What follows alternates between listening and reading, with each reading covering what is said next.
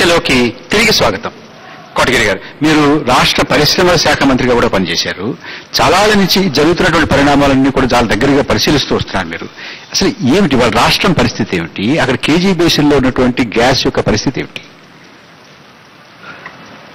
ఇప్పుడు చాలా మంది నా ముందు మాట్లాడారు, కానీ కీలకమైన అంశాల మీద మరి వీరు వారి దృష్టి రాక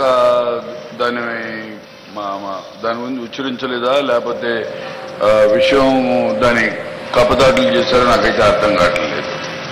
ఈనాడు అందరూ తెలిసిన విషయమే, మినరల్ రిసోర్సెస్ అనేవి రాజ్యాంగ ప్రకారం ఏ ఒక్క రాష్ట్రానికి సంబంధించిన కాదు, అది జాతీయ సంపద, అందులో ఎటువంటి అనుమానం లేదు. కానీ ఇక్కడ ఒక్క విషయాన్ని గమనించాల్సిన అవసరం ఉంది. ఇప్పుడు ఈ న్యాచురల్ గ్యాస్ ఎక్స్ప్లాయిటేషన్ వల్ల ఆఫ్షోర్ కానీ ఆన్షోర్ కానీ దాదాపు 50% భారతదేశంలో ఉత్పత్తి అయ్యే ఈ గ్యాస్ కానీ గ్యాస్ కానీ లేకపోతే పెట్రోలియం కానీ ఆంధ్ర రాష్ట్రం నుంచే రాబోతుంది అని చెప్పి ఒక అంచనా కూడా ఉంది. 50% వస్తామంటే మన రాష్ట్రం ఎంత నష్టపోతుందనేది ఎవరికి అవగాహన లేదు. దురదృష్టం ఏంటంటే ఈనాడు అమెరికా, చైనా లాంటి దేశాలు offshore drilling with in 12 nautical miles అంటే 60 కిలోమీటర్ల లోపు ఆఫ్షోర్ డ్రిల్లింగ్ బ్యాన్ చేసినాయి.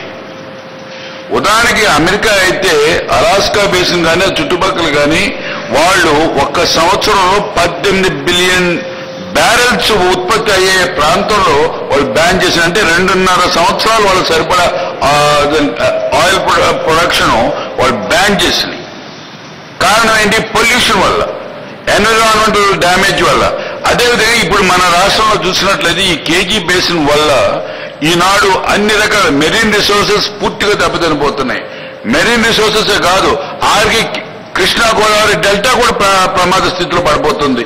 అటువంటి ప్రమాద స్థితిలో ఉంటే కారణం ఏంటంటే విపరీతంగా లెడ్, క్రోమియం, మెర్క్యూరీ ఇటువంటి అనేక ప్రమాదమైన పదార్థాలు ఈ డ్రిల్లింగ్ వల్ల సముద్రంలో వదిలిపోతున్నారు.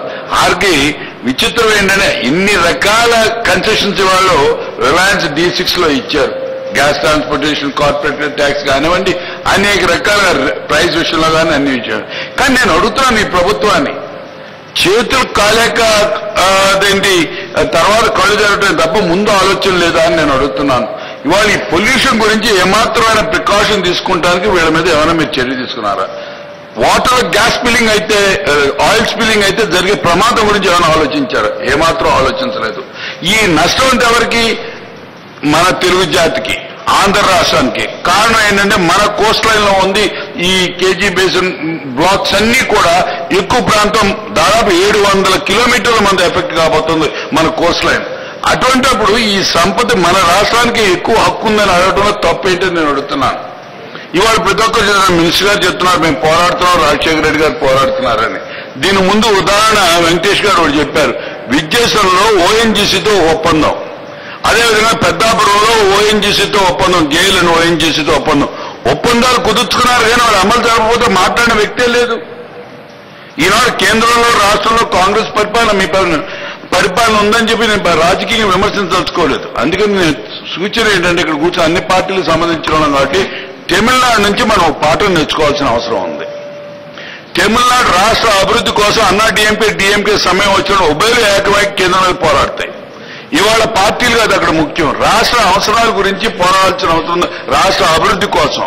అదేవిధంగా మనం కూడా మన ఆంధ్ర రాష్ట్ర రాజకీయాలు కూడా ఏ విధమైన మార్పు తీసుకురావాలంటే, నేను ఒకప్పుడు మంత్రిగా కూడా పనిచేసాను, నాకు తెలుసు జరిగిన లోపాలు కూడా నాకు తెలుసు. కాబట్టి ఇవాళ అన్ని పార్టీలు కూడా ఈనాడు ఈ రాజకీయ స్వార్థాన్ని విడినాడి రాష్ట్ర ప్రయోజనాల కోసం మనం పోరాడాల్సిన అవసరం ఉంది. కానీ ఎన్టీవీకి ప్రత్యేకంగా అభినందనలు, ధన్యవాదాలు.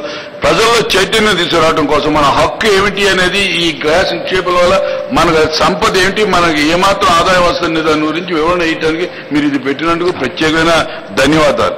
కానీ ఇక్కడ ఒక్క విషయం గుర్తించాల్సిన అవసరం ఉంది. ఏ విధంగా ఇప్పుడు జరుగుతున్న సంఘటన, మన హక్కు గురించి ఎవరైనా పట్టుబట్టారా? ముఖ్యమంత్రి గారు దయచేసి పట్టుబట్టారని చెప్పి గౌరవ మంత్రివర్యులు చెప్తున్నారు. కానీ నిన్న మొన్న జరిగిన సంఘటన చూస్తే పార్లమెంట్ లో పెట్రోలియం మినిస్టర్ సమాధానం చెప్పారు లోక్సభలో, తర్వాత రాజ్యసభలో చెప్పారు, పార్లమెంట్ లో మన ఎంపీలు వేసి గందరగోళం చేసిన సందర్భం కూడా మనం చూసాం.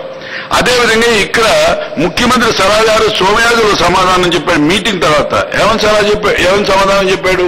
మన రాష్ట్ర అవసరాలు అన్నిటికీ గ్యాస్ సరఫరా అవుతుంది, ఏ రకమైన కొరత లేదు, మన అన్నిటికీ ఇస్తున్నారు, పారిశ్రామికలకు ఇస్తున్నారు, విద్యుత్ ఉత్పత్తికి ఇస్తున్నారు, డొమెస్టిక్ వినియోగానికి ఇస్తున్నారు అని చెప్పి మహానుభావుడు చెప్తాడు. Correct sir, it's correct. They have agreed. They have agreed. And old rate they have agreed. Venkatesh, let me complete. If that is correct, అయితే మీ మంత్రి గారు దయచేసి ఓల్డ్ రేట్ గా అంగీకరించలేదమ్మా. ఓల్డ్ రేట్ కు ఎక్కడ అంగీకరించలేదు. ఎంఓయూ సంతకం చేసినటువంటి ఓఎన్జీసీతో కూడా ఉన్న ప్రాజెక్టులకు వెనక్కిపోయారు. ఏనండి వెంకటేష్ గారు, మీరు తొందరపడితే నన్ను పూర్తి చేయనిచ్చాక అప్పుడు అందుకనే సమాధానం చెప్తే బాగుంటుంది. కానీ మీ మంత్రి గారు అయితే he's committed breach of privilege of house. Rosaiah గారు he's committed breach of privilege of house. He's misled the house. ఎందుకంటే అక్కడ క్వశ్చన్ వచ్చినప్పుడు ప్రజారాజ్య పార్టీ తరఫున మహేశ్వర్ రెడ్డి గారు Karimnagar power station 2100 megawatt power station గురించి గ్యాస్ సప్లై గురించి అడిగితే దాని రోసయ్య గారు ఇచ్చిన సమాధానం ఏంటంటే అన్ని రకాలుగా సిద్ధంగా ఉన్నాం టెండర్ పిలవడానికి, మొత్తం అన్ని తయారు చేసి గ్యాస్ టైఅప్ లేక ఆగింది అన్నారు.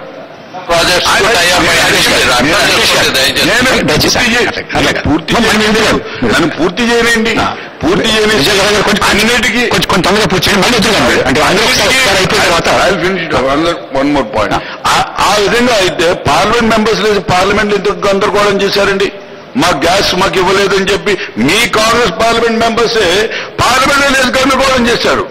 అటువంటి రాజ్యసభలో ఇచ్చిన సమాధానం ఏమిటి అంటే మహేశ్వర రెడ్డి గారు ఒకేలా మన రాష్ట్ర ఎంపీలు అడిగితే ఆంధ్ర రాష్ట్ర అవసరాలు విస్మరించము అన్నాడు. అక్కడేం డీటెయిల్స్ లో చెప్పాడు. ఫస్ట్ ప్రయారిటీ ఫర్టిలైజర్ అన్నాడు, సెకండ్ ప్రయారిటీ ఇండస్ట్రీ పవర్ అన్నాడు, థర్డ్ వచ్చి ఇండస్ట్రీ అన్నాడు. కానీ ఇక్కడికి వచ్చేటప్పటికి ఏం చెప్పాడు? ఆంధ్ర రాష్ట్రం గురించి అక్కడ ఏం ప్రస్తావించలేదు. ఆంధ్రాకి మేము కమిట్ అయిపోయాం ఎంత ఇస్తామని. ఇక్కడికి వచ్చేవాడు అన్యాయం చేయమన్నారే కానీ ఎంత ఇచ్చారు అనేది చెప్పలేదు. ఇవాళకి గుజరాత్ కి 11% దాదాపు గుజరాత్ కి వెళ్తుంది, మనకు వస్తుంది 7%. కొంతమంది అభిప్రాయాలతో ఉన్నారు గుజరాత్ ఆనాడు వేసింది, ఆనాడు ప్రభుత్వం మనం కూడా కంటెస్ట్ చేస్తున్నట్లయితే మనకి హక్కు వచ్చేదని. ఓ పక్కన మనం ఏమన్నాం, గ్యాస్ సంపద అంతా కూడా జాతీయ సంపద అన్నాం. మరో పక్క ఏమంటున్నాం, మనం టెండర్ వేసిన మనకు హక్కు వచ్చేదని. మీకు అట్టు హక్కు వస్తుంది, కేంద్రం నిర్ణయించాలి కదా.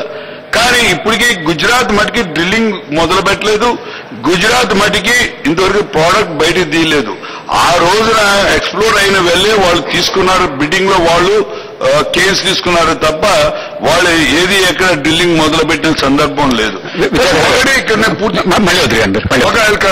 వన్ మినిట్, మన రిక్వైర్మెంట్ అన్నిటికంటే ముఖ్యం ఏంటంటే ఈనాడు మన రాష్ట్ర అవసరాలు ఎన్టీవీ ద్వారా ఈనాడు ప్రజలు చైతన్యమవుతున్నారు, ప్రజల్లో కూడా ఆందోళన ఉంది.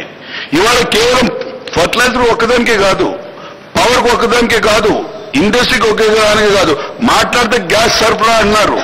గ్యాస్ సరఫరాకి మీరు మళ్ళీ ప్రైవేట్ కంపెనీకి, నేను దానికి మా వామపక్ష నాయకులతో విభేదిస్తున్నా. ఎక్కడైతే ప్రైవేట్ ఇన్వెస్ట్ ఉందో దాన్ని మనం నిరాకరించాల్సిన అవసరం లేదు. సోషల్ అప్లికేషన్ ఉన్న చోట గవర్నమెంట్ ఇన్వెస్ట్ చేయాలి. ప్రైవేట్ దాని మీద ద్వారా మనం సప్లై అయితే. కానీ మేజర్ గ్రిడ్, ఎస్, గతంలో మేజర్ గ్రిడ్ అయిపోవటం వలన గుజరాత్ లాగా జయప్రకాష్ నారాయణ గారు చెప్పినట్టు మనం సిద్ధంగా లేకపోవడం వల్ల కొన్ని లోపం జరిగిన మాట వాస్తవమే. కానీ ఒకటి చెప్పారే, జాతీయ సంపద అని చెప్పి ఇవాళ సంబంధం లేదని సుప్రీంకోర్టులో ప్రభుత్వం వేసిందే, ఫైల్ చేసిందే కౌంటరు. కానీ నేను ఒకటి అడుగుతున్నాను, మీరు రిలయన్స్ లో ఒప్పందం కూర్చున్నప్పుడు ప్రోడక్ట్ షేరింగ్ కాంట్రాక్ట్ అని చెప్పి ఒకటి సైన్ చేశారు.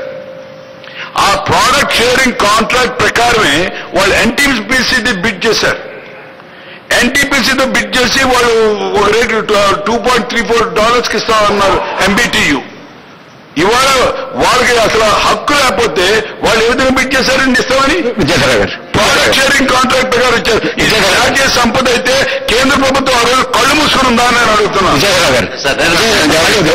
ఒక నిమిషం, నిర్మలా సీతారామన్ గారు. బీజేపీ తరఫున ఎన్టీవీకి ఫస్ట్ ఆఫ్ ఆల్ చాలా థ్యాంక్స్ చెప్పదలుచుకున్నానండి. ఇది చాలా ఇంపార్టెంట్ విషయం. మన అందరం కూడా టెక్నికల్ డీటెయిల్స్ లో చాలా వెళ్తున్నాం. But first of all TDP government అయినా కాంగ్రెస్ గవర్నమెంట్ అయినా they should take the responsibility for lack of foresight. ఈ స్టేట్ లో ముందు చూపు లేకపోవడం వల్ల ఎప్పుడైతే మనకి ఇక్కడ కేజీ బేసిన్ లో గ్యాస్ దొరుకుతుంది అని తెలిసినాక కూడా మన ఇండస్ట్రీస్ ప్లాన్ చేయకపోవడం వల్ల ఎంత పవర్ కొరత ఉన్నా కూడా గ్యాస్ బేస్డ్ పవర్ ప్రాజెక్ట్స్ ఇంకా కొంచెం పెట్టి ఉంటే ఈ గ్యాస్ వల్ల మనం బాగుపడేవాళ్ళం. అది చేయకపోవడం అనేది పెద్ద గ్యాప్. ఇవాళ మనం తమిళనాడు నుంచి నేర్చుకోవాలి లేకపోతే గుజరాత్ నుంచి నేర్చుకోవాలని చెప్పుకోవడానికి there is no need. If only మన గవర్నమెంట్స్ ఇక్కడ మన రాష్ట్ర అభివృద్ధిని ముందు పెట్టుకుని మాట్లాడితే ఈ లోపం ఉండేది కాదు. బీజేపీ తరఫున సరే మీరు చేశారా, మీరు మాట్లాడుతున్నారా అంటే